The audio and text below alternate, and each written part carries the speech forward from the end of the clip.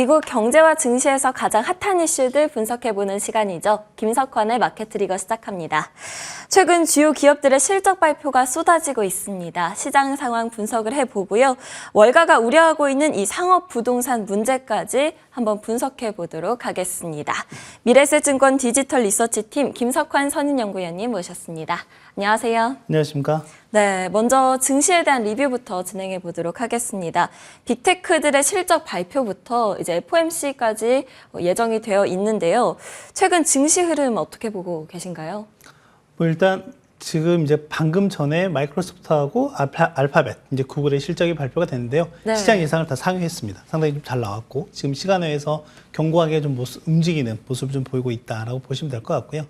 일단 이제 빅테크들의 이제 본격적인 좀 실적이 시작된 시점이기 때문에 이제 다음 주 목요일에 예정되어 있는 애플까지 이제 보게 된다라고 하면 일단 기업들의 실적에 좀 더 시장이 기민하게 움직일 가능성이 좀 높다라고 좀 보시면 될 것 같은데, 근데 이제 한 가지 우려 사항은 좀 있습니다. 어떤 부분들이 있냐면 최근에 시장의 호재와 악재가 계속해서 좀 겹치는 모습들이 있는데, 일단 제가 보는 입장에서 본다라고 하면 일단 호재성 재료들보다는 좀 더 악재성 재료들이 좀 더 많은 것 같다라고 보시면 될 것 같고, 그러다 보니까 시장이 3월 중순 이후부터 지난 4월 중순까지는 상당히 탄력적인 움직임을 좀 보였다라고 하면 그 이후에 최근에 박스권에 좀 갇혀 있는 모습들을 좀 보이고 있는데, 결국에는 이 박스권 상단을 돌파하기 위해서는 뭔가 증시에 새로운 모멘텀들이 있어야 되는데, 이번에 이제 이 빅테크들의 실적과 향후 전망이 그게 되어줄까에 대한 부분을 이번에 좀 확인을 할 수 있지 않을까라고 좀 생각을 하고 있고요. 다만 그런 관점에서 본다라고 하면 최근에 은행들과 관련한 그런 사태에 대한 여지는 좀 지속이 되고 있다라고 하는 측면에서도 역시 좀 상반된 부분이기 때문에 이건 좀 잘 보실 필요가 있지 않을까 생각이 듭니다. 네. 경기 방어주들이 요즘 또 강세를 나타내고 있잖아요. 그렇다면 SVB 파산 이후 위기설에 휩싸인 이 미국 중소형 은행들, 최근에 이제 퍼스트 리퍼블릭 은행이 또 실적 발표를 하고 폭락을 하는 사건도 일어났는데요. 실적이 예상보다 굉장히 부진하게 나와주면서 은행권 위기설이 좀 커지고 있습니다. 이에 대해서는 어떻게 보시나요? 일단 이제 은행권 같은 경우에는 이제 간밤에 보면은 퍼스트 리퍼블릭 은행 같은 경우가 장중에 거의 50% 가까이 하락을 했어요. 네. 물론 이제 어제 시간외에서는 22% 정도 하락을 했지만 실제 시장에서 본장에서는 상당히 좀 시장 참여자들이 좀 더 예민하게 받아들이고 있었던 것 같다라고 좀 보시면 될 것 같고, 이제 그러다 보니까 은행주들의 실적과 관련한 우려가 계속해서 커지고 있는 부분이다라고 보시면 될 것 같고요. 특히 이번 주에 보면은 그 중소형 은행들의 실적이 대거 발표가 될 예정이긴 합니다. 지난 그 실적 시즌 초반에 JP모건 이제 실적이 이제 발표가 되고 나서 대형은행들의 움직임은 상당히 좀 견고했었지만은 이제 중소형 은행들의 움직임들이 상당히 좀 부진한 모습을 좀 보이고 있다라고 보시면 될 것 같고, 지금 보고 계시는 것처럼 무디스 같은 경우도 이제 국제 신용평가 회사죠. 지난 금요일에 11개 지역은행에 대한 신용 등급을 또 강등을 했습니다.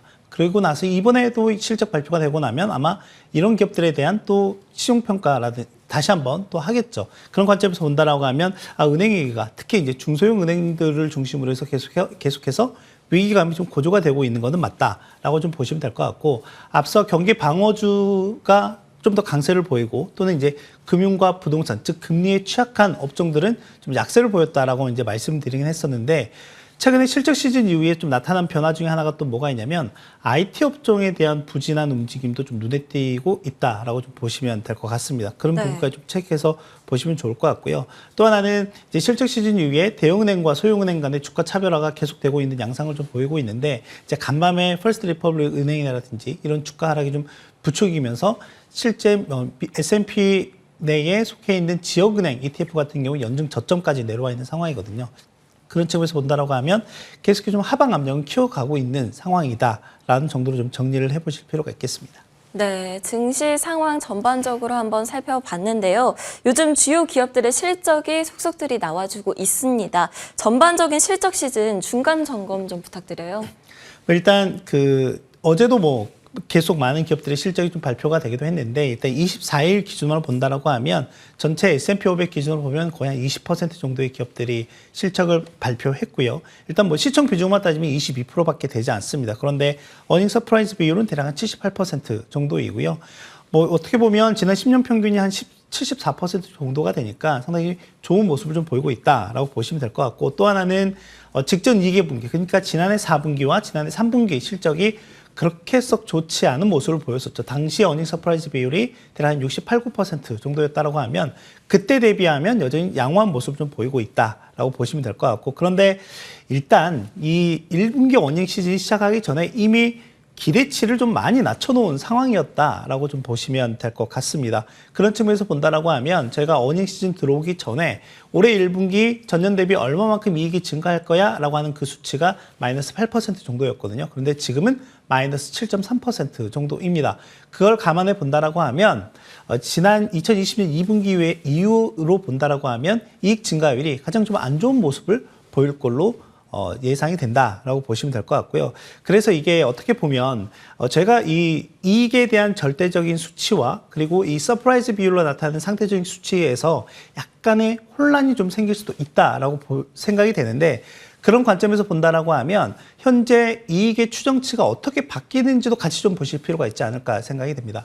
지금 미국 월가에서 예상을 하고 있는 올해 S&P 500 기준 전체 순이익이 이익 추정치가 대략 한 220달러 정도이거든요. 근데 과거 한 10년 동안의 평균 그 밸류에이션 수치, 그러니까 저희가 보통 12개월 선행 PR을 쓰는데 이것과 같이 좀 계산을 좀 해본다라고 하면, 아까 저희가 최근 한 달 동안에 증시가 박스권에 갇혀서 상단을 돌파하지 못하고 있다라고 말씀을 드렸는데 그 상단에 근접한 수치라고 좀 보시면 될 것 같습니다. 이 말이 무슨 말이냐면 현재 증시의 지수 레벨 때는 올해 전체 연간 이익을 전부 다 끌어다가 반영한 가격대다라고 하는 거죠. 그렇다라고 하면 향후에 지수가 우상향하는 모습이 좀 나오기 위해서는 간단하죠. 이익이 증가하는 모습이 나와야 하는데 최근 트렌드는 계속해서 이익 추정치가 하향되는 모습을 좀 보이고 있다라고 보시면 될 것 같습니다. 지금 올해 전체 연간으로 앞서 말씀드렸던 것처럼 월가에서는 대략 한 220달러 정도가 평균 컨센서스인데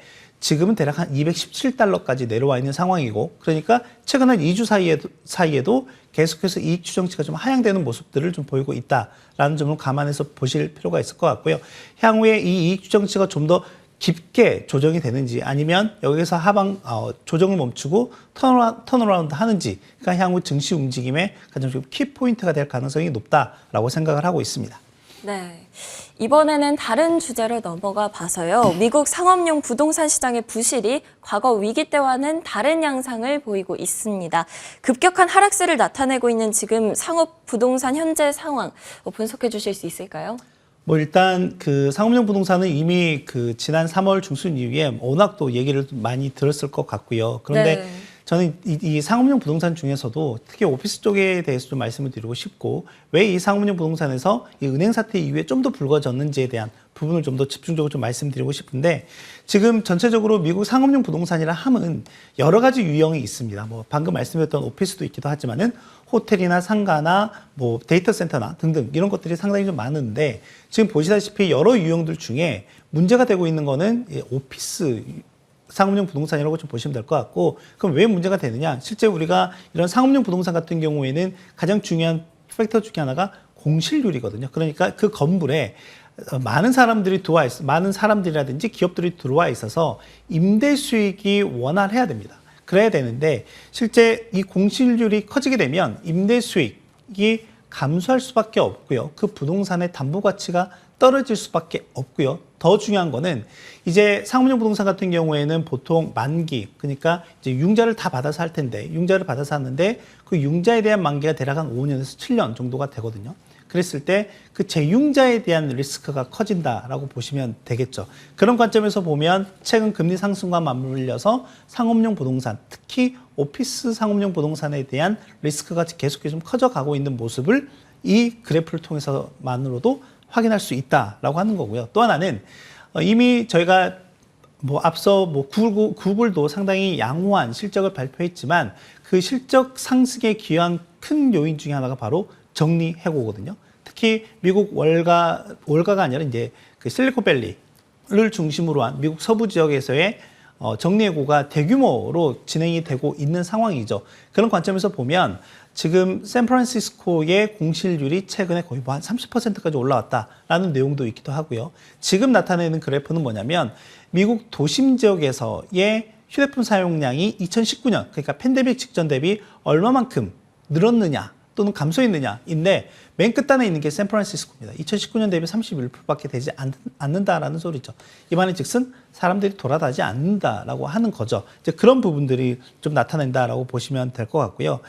그런 측면에서 본다라고 하면 특히 이 오피스에 대한 상업용 부동산의 리스크가 좀 계속해서 커져가고 있다라고 보면 될 것 같고, 그럼 여기에서 중소 지역은행들이 어떤 역할을 좀 차지하고 있느냐라고 봤을 때 이 상업용 부동산에 대한 지역은행들, 중소은행들의 대출 비중이 전체 상업용 부동산 대출의 70%를 차지한다라고 보시면 될 것 같습니다. 수치가 상당히 높은 비중이라고 좀 보시면 될 것 같고요. 만약에 여기에서 뭐 계속해서 좀 리스크가 확대되는 모습이 좀 나오게 된다라고 하면 지역은행들 전체적으로 좀 흔들림이 커질 수도 있는 요인이 여기에서 발생할 가능성이 있다라고 보시면 될 것 같고, 전체 대출 규모가 뭐 절대적인 레벨로 보면은 전체 실질 GDP, 미국 실질 GDP의 한 10% 정도가 되는 거죠. 그러니까 꽤 높은 수치입니다. 그렇기 때문에 이 부동산 쪽에 좀 더 예민하게 볼 수밖에 없는 요인 중에 하나다라고 보면 될 것 같습니다.